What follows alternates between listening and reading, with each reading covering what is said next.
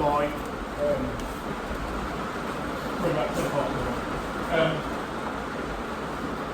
If the person's moving, talking about if the person's constantly extending, so we just want to change the shape.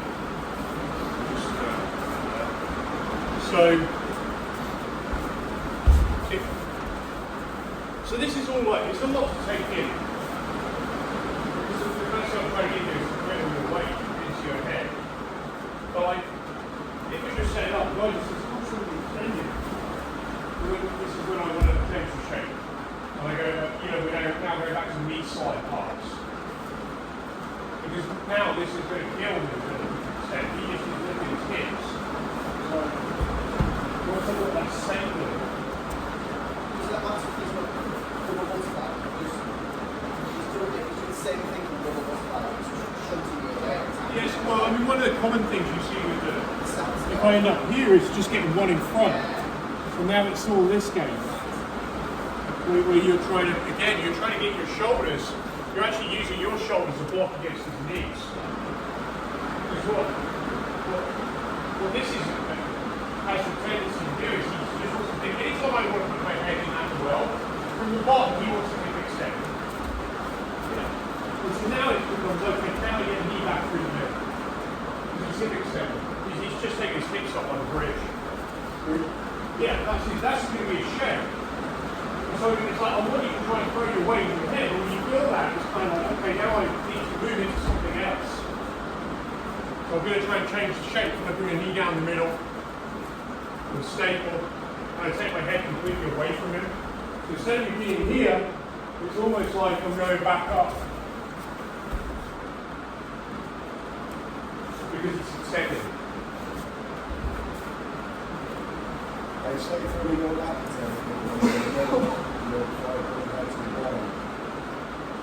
Sorry, sit down. Are you safe in the street or from the back or the back?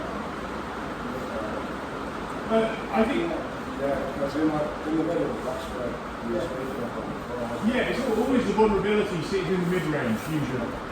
That's where the guy gets caught in the mid-range, isn't it? Yeah, he gets caught completely hanging out in the mid-range. So if I know somebody wants to just stack pass, the immediate thing is like on Mount Bottom.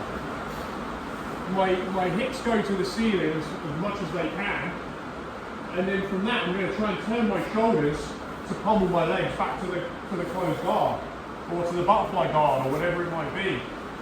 But it's basically, I just want to hip extend. Because as long as I can keep his head out of here, he can't put his weight in my shoulders.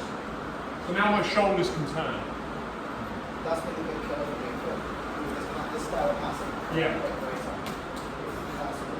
I think it's knowing when to change. It's when to change. And it really is kind of almost like going back to combat legs and some of the very first things that you learn that don't really have a lot of weight, but they're fine when the guy's extended. Combat base is good when the guy's basically trying to bring his hips up and extend. That's when you fill, because combat base, you basically fill the middle space. Rather than trying to fill up here.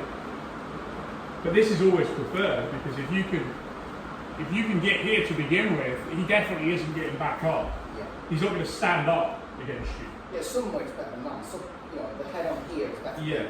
than no weight. But it's not optimal. Well, it stops you standing up, but it places you in the thing where you can get submitted. Yeah. So if your head's there, I can't. If you're somewhere like in that thing where your head is here, I can't get up. But my shoulders are completely free to start attacking your shoulders. So it's better to be, if I can't get there, it's better to be here. Yeah, you're in or you're out. Right. Now you're like a rifleman, right? You're not there in the midst. Yeah. You're at distance, and you're going to cause me problems from it. I'm going to get to see a lot more of usually whatever you're going to try and do to me. Right. But yeah, like here, I mean, you literally just even there, just go there, and now just sprawl on that leg. I mean, that's So the you gist. attempt it. So attempt it. So let's say we're here, we attempt it, and I Yeah, get shunted I back. can't Then let it's you. here. Yeah. Is that the same for if you like your peak and you get the double hooks that he really likes? Would you be doing something similar to avoid the sweep? That's pretty much the same. If I have double hooks, I mean, what Frankie will do is he'll put the head to one side and the arm goes back, and he'll play this game against it. And he'll go as high as he can, because once he goes, look, my hip extension does nothing. With the arms back. Yeah, he's got the arm, yeah, he's usually got this arm back, like on the opposite side. So I'm kind of doing this. So now my hip extension goes nowhere, because my shoulders can't turn. But the key on this always is going to be, what I need to do, it's not my legs, it's my shoulders. That's my movement. And so here my head should be up. So Yeah, now you're going to back, yeah. And then pass. Here, elbow here, yep. So your elbow's going to fill the space and you're just sprawling on it. Yeah.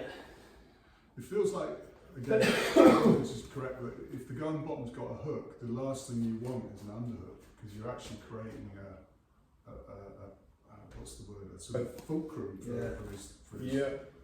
I don't think that I might be wrong. I don't think that matters as much. I think what matters is that his hips are all the way over and that he's pinning my chin.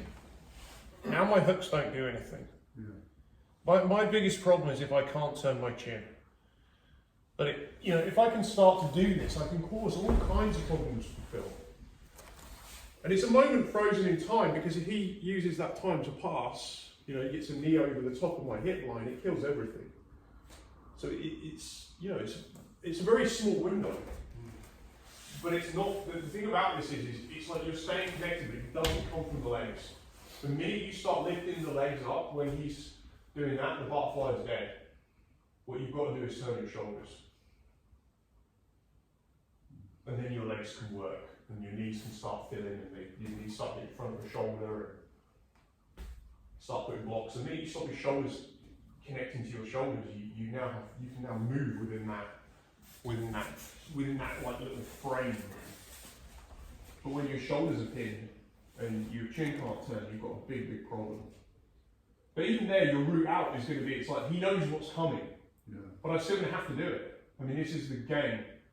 And it should really be over when he knows that I can only turn one way.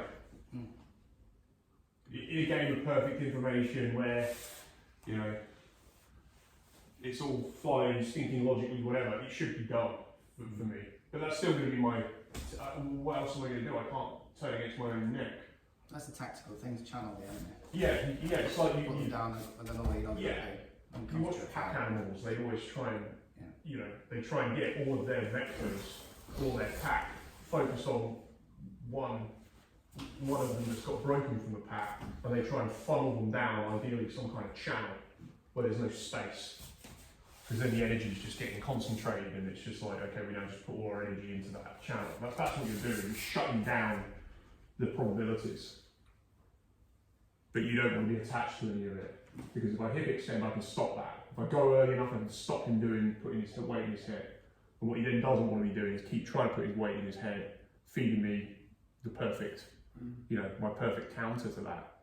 He then wants to switch. Yeah, especially if you're lining it up for him a couple of times. Yeah. You know what's coming. Yeah. So that ability to switch between steeple and then coming actually back into combat base, that's not all being combat base. But the problem with combat base is no weight in it. So if conversely we start and I'm like this is how a lot of us get taught. You get a first lesson in a lot of jiu-jitsu gyms, it will be like, okay, he'll be the coach or whatever, and you sat in combat base. And they'll go through a whole thing of like, oh yeah, control his pants and block his hip and all of this, but there's actually nothing really, if Phil has a good technical stand-up, there's nothing stopping him coming up. So I could be here, I start growing, grab his leg, and he's already gone. He has a good technical stand, he's gone before it even begins. So it becomes like, well, what do we need to do? So we do it again, so we to get up. Okay, now he can't get up. He went to get up when I sat. And now I'm, basically a mount. He's defending that.